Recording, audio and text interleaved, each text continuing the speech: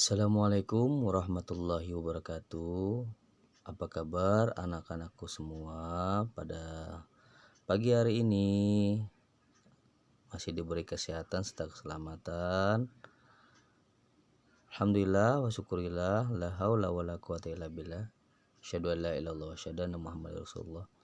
Semoga kita pada hari ini dalam keadaan baik, sehat walafiat, dijauhkan dari penyakit mewabah ini, COVID-19.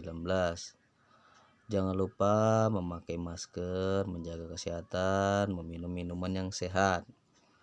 Baik, apa kabar semuanya? Perkenalkan, nama saya atau nama Bapak Muhammad Soehardi. Saya guru prakarya. Tentunya anak-anakku semua sudah mengenal Bapak melalui video-video yang di PLS waktu kalian melihat video saya. Jadi jangan ada lagi ya yang memanggil ibu gitu ya. Baik, kali ini kita memasuki semester awal atau mata pelajaran dari prakarya ini. Di sini banyak sekali yang akan kita pelajari, bagaimana kita menjadi produktif dikala kita sedang sempit. Intinya begitu. Prakarya itu menjadikan kita mandiri, berkreasi, dan efektif. Produktif itu artinya menghasilkan. Setelah menghasilkan, bernilai, setelah itu kita jual dan income untuk kita sendiri. Intinya dari mata pelajaran Bapak ini membuat kita menjadi orang-orang yang produktif. Ya. Baik. Kali ini kita memasukin pelajaran prakarya yaitu dengan tema kerajinan serat. Ya. Baik. Materi Bapak kali ini ada yang pertama ya, ada 7. Yang pertama contoh produksi kerajinan serat, yang kedua ada pengertian serat alam, yang ketiga ada jenis dan karakteristik bahan serat, yang keempat ada pengolahan bahan serat, yang kelima ada proses produksi kerajinan serat, yang keenam syarat pembuatan kerajinan serat. Nah, di sini ada contoh kerajinan serat. Yang pertama besek ya, atau yang dibuat nih biasanya dari, yang pertama juga bisa dari kelapa, terus bisa dari pandan ya, berserat dari alami ya. Terus yang kedua itu ada contohnya tempat pulpen yang kita buat dari bahan-bahan serat alam, contohnya seperti kardus ya seperti itu. Terus dari kelapa ya. Terus ada tas, ada jaket ya, itu jaket hangat biasanya dari wool atau bulu domba. Setelah itu ada bantal ya. Nah, bantal ini bro. Setelah itu ada, kita lihat di sini sama-sama ada tas. Di situ ada kerajinan serat. Nah, apa sih pengertian serat itu? Kita ketahui bahwa pengertian serat adalah suatu jenis bahan yang berupa potongan-potongan bagian yang membentuk jaringan memanjang yang utuh. Nah, contohnya serat daun pandan tadi dibuat apa? Nah, ya. Terus serat sutra tadi dibuat apa gitu ya. Nah, di situ kita bisa berpikir pengolahannya di situ ya. Pengertian serat itu sendiri adalah suatu jenis bahan yang berpotong-potongan ya tadi ya. Jangan lupa untuk dihafalkan karena ini nanti akan masuk pada ulangan-ulangan yang akan saya berikan. Ya. Apa sih karakteristik bahan dan serat tersebut? Nah, bahan serat alam itu berasal dari alam dan sifatnya mudah terurai. Nah, terurai itu intinya dia mudah membusuk gitu ya intinya. Dengan kata lain, bahan serat alam adalah bahan organik yang tidak melalui proses produksi dan penambahan zat kimia sehingga keasliannya tetap terjaga. Nah, di sini ada serat alam, ada 3 ya di sini ya. Serat alam berasal dari yang pertama dari tumbuhan, yang kedua dari hewan, setelah itu ada mineral. ya. Kalau dari hewan biasanya itu dari stempel dan filamen, ya. Kalau yang tumbuhan itu berasal dari biji, batang, daun atau buah, ya. Kalau dari stapel itu sendiri biasanya kalau dari hewan itu dari bulunya, ya, dari bulunya hewan, ya. Filamen tuh biasanya dari bekas-bekas fermentasi. Nah, jenis-jenis dan karakteristik bahan tersebut di sini yang sudah Bapak berikan gambaran bagaimana kita memanfaatkan bahan-bahan yang sudah tidak terpakai atau wastenya di rumah. Nah, seperti itu ya.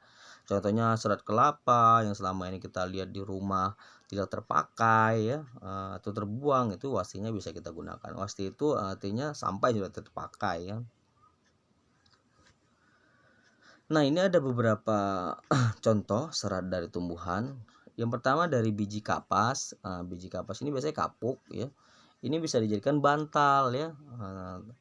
Terus ada batang, batang anggrek, ada serat batang melinjo, ada serat batang mahkota dewa, ada serat batang beringin, ya. Kalau biji itu serat biji kapas, ya, ada serta biji kapuk. Kalau daun ada serat daun mendong, ada serat daun nanas. Nah, daun nanas ini karakteristiknya tajam, ya. Ada serat daun pandan berduri. Kalau buah itu bahan serat dari kelapa. Nah, selanjutnya ada serat dari hewan, di mana serat dari hewan tersebut adalah berbentuk rambut hewan yang biasanya disebut dengan wool. Yang tadi kita lihat produknya bisa menjadi tas atau jadi baju atau jadi jaket, ya. Biasanya kalau di Eropa mereka banyak memakai dengan serat-serat wool, gitu, ya. Nah, kalau filamen tadi dari burung atau dari ular sutra. Ular sutra ini sangat luar biasa kepompong, karena bahan kualitasnya bisa terjaga dengan baik apabila dibentuk dengan baik dan contohnya seperti ulos, ya. Kalau di Sumatera itu ada ulos, kalau di Toraja biasanya ada juga, ya. Masing-masing ada memakai bahan tersebut. Nah, apa sih karakteristik ciri-ciri bahan serat tersebut? Nah, ini jangan lupa untuk dihafalkan, ya, karena nanti akan banyak sekali muncul untuk kita ulangan-ulangannya. Serat kapas, ada serat sutra, ada serat wol. Bahan terasa dingin, ya. Terus ada sedikit kaku, mudah kusut untuk kapas, terus menyerap keringat, mudah terbakar. Nah, dan rentan jamur. Nah, kalau sutra dia itu sangat baik sekali, berkilau, sangat halus dan lembut. Tidak mudah kusut, kekuatannya tinggi dan tahan sinar matahari. Tidak mudah berjamur atau mudah terbakar. Kalau serat wol tidak berkilau, keriting, elastis, tinggi, agak kuat, penahan panas yang baik, tahan terhadap jamur, kekenyalan tinggi. Nah, bagaimana cara pengolahan tersebut? Di sini kita pertama kalau sejenis tadi kepompong tadi kita pemintalan dulu, ya, pemintalan dulu. Setelah itu kita penggulungan benang, kalau benang sutra tadi, ya, dari pompong tadi. Terus itu pencelupan warnanya, kita mau warna apa, terus penenunan bening menjadi kain, gitu, ya. Setelah itu proses kerajinan tersebut, dalam proses kerajinan sedang menggunakan beberapa teknik diantaranya. Yang pertama, kalau di daerah-daerah yang belum modern, ya, itu biasanya di kampung-kampung atau tempat-tempat wisata biasanya itu ada untuk menenun, ya. Adalah proses pembuatan barang-barang tenun dari persilangan antara benang lungsing atau vertikal dengan benang pakan horizontal, ya.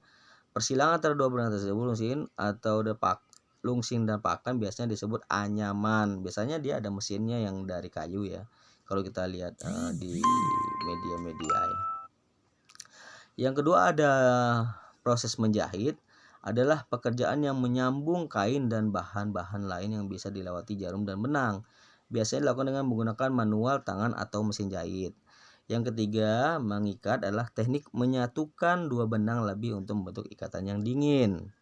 Nah, di sini ada syarat 5 pembuatan kerajinan serat. Yang pertama itu adalah kegunaan atau utility, di mana mengutamakan nilai praktis, yaitu dapat digunakan sesuai dengan fungsi dan kegunaan.